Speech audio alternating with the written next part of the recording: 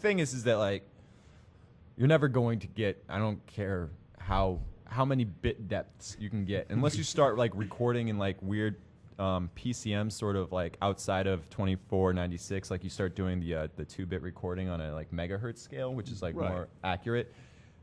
Nobody's going to convert to that right now. Like there's only one recorder that they sell consumer wise that's like under like $1,000, and it's a cord recorder that does that sort of weird encoding that sounds pretty good. Depends what you're going for too. I mean, see, I have a friend who's an engineer, and he's like, all right, like he's like, hey man, like I can deal with the pod, the Line 6 pod. Everybody knows if you look at the stuff that I say about Line Pod, I fucking hate Line Pod. All right. Like, I think they're the worst company, or Line 6, the fucking pod. Like, they suck. And they really piss me off. But he said to me, he was like, dude, and he makes his money engineering, so you got to give him props. And he's like, dude, I want people to bring in pods because they're easy to set up. I know people who use them a lot, actually. Yeah, and he's like, for certain sounds, it sounds great. And I'm like thinking about this. I'm like, well, honestly, new metal, yeah, it makes sense. I mean, they're crappy solid state overdrive tube model distortion. I'm like, I guess why not? And that makes puts a huge thing into question about perspective. Like, what are you trying to do with whatever project that you're trying to do? And that's so esoteric that I sound kind of like a dickhead. I understand. Well, and it's like, too, what are you going for? Because, like, if I'm like, okay, well, I want to make something that sounds like, 70s glam rock, like T-Rex or something. You're going to need a tube amp. You're going to need a tube amp, exactly. And a nice mic. But aside from that, I mean, like, I did a mix one time, and I had to use Amplitude.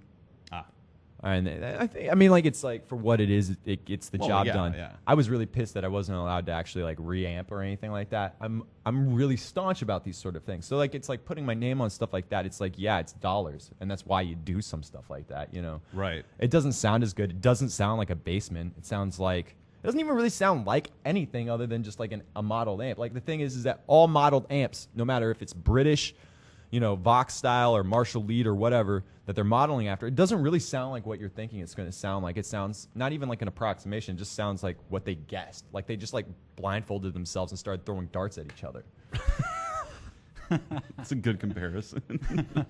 Well, I mean, the presets too. You got to be wary of presets. This is a big problem I run into when using Guitar Rig because, I was recording this song at my friend's place and he has a Guitar Rig 3, and we were using it. And a big problem is the presets. So many of them sound like complete, just pretty much, ass. So you have to go through and actually tweak everything, decide the amp you want, do your mic placement or whatever. But even on top of that, outside of Guitar Rig, I'm throwing a compressor and a limiter on top of that, and I'm EQing the thing. And I mean, you have to. That's if you're going to use this and you don't have a lot of money, you can't go out and buy a tube amp. You might have like a PV practice amp your mom bought you when you were in high school. But that's even a huge misnomer. I mean, like how much does Guitar Rig cost? Like what, 200? Yeah, $200.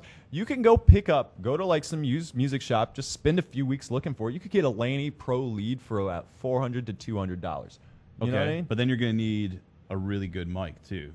I mean, you don't need a good mic, but I'm saying like that's 90% of the stuff that's recorded on rock records is used with an SM57, which is a $100 microphone. Okay.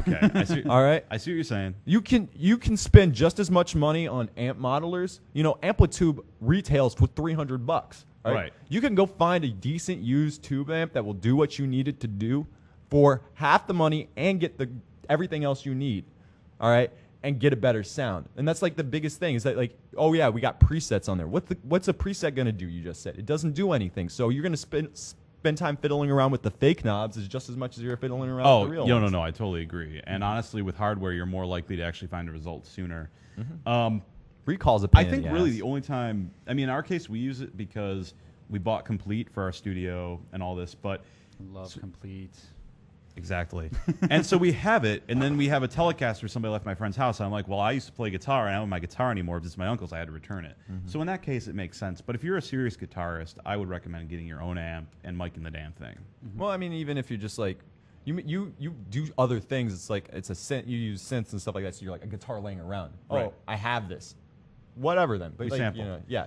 Well, anyway, we'll come back to this, but this has been Crosstalk, and I'm Bill Holland, and we are on GearWire.com. Thanks, Drew. Thank you. And Britton. We'll talk to you guys later.